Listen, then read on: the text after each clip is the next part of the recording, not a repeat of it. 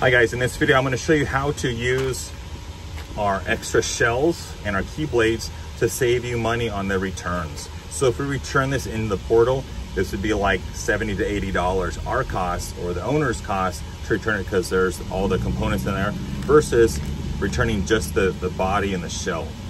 So for this, you want to make sure we know the key in question so we can put it back to inventory. We also want to make sure that we know the shell in question as well so we can log that in correctly. So first what I'm going to do is I'm going to take this out and I'm going to notice we have all this stuff. I'm going to stick that over there and then I'm going to notice this. Also for sanity, stick a penny on there. I want to make sure that the buttons work so I don't have to change the battery. Cool, so I know there's a battery in there that works. Let's go ahead and open this. And cool, I'm going to take this whole unit out and now I realize, holy guacamole, there is a chip in there and it's wedged in there. I'm going to go ahead and take these these out. I'm going to stick them right there for now, and what I'm going to do is I got to figure out how to take that chip out and put it in there. Let's examine it up close together. And it looks like it's probably glued in there. So what I'm going to do is I'm going to use a little bit of weight and I'm going to use the flat head and I'm just going to essentially in between here to separate and break this plastic wall. This is already spent. It's already trash. If I can salvage that, great. If not, I'll show you the secondary option. So what I'm going to do is I'm going to tap and then I'm going to take it out and tap. And see how it's wedged in there? Cool. And let's go ahead and try to break it out.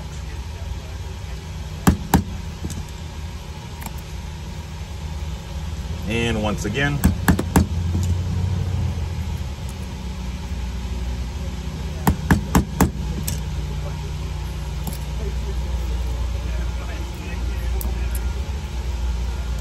Okay. And if I get a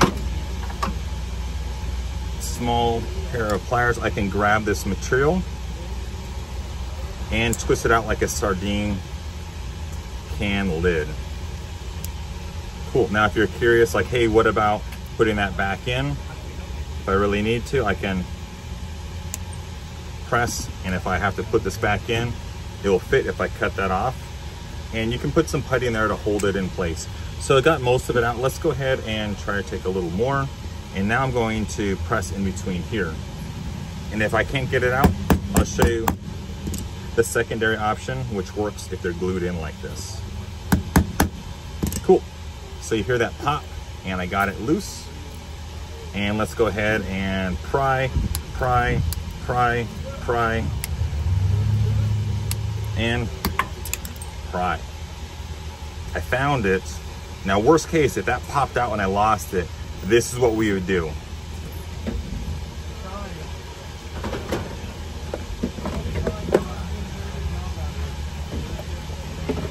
Worst case, we would use the X-Horse. We would scan another key from that inventory and find out if it's like a 46, it's not, or if it's a, it'd be like not a 46, not that. It could be like a Camry or something like that. So we have all these other chips from previous cloning. We can put this back in there and not lose or waste an X-Horse chip. So keep your extra chips from cloning. They come in so handy. Cool. So now let's go ahead and close this back up.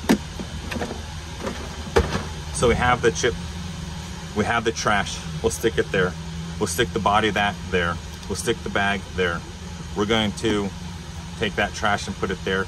Let's go ahead and assemble as needed. I'm gonna keep these in the bag. I'm gonna send it all back together. So what I'm gonna do is I'm going to take this, the little arrow, think of the arrow going into the buffalo. I'm gonna stick it in and flush. Cool. I'm gonna take this button, stick it up there. Cool. Make sure the lock button is the correct orientation.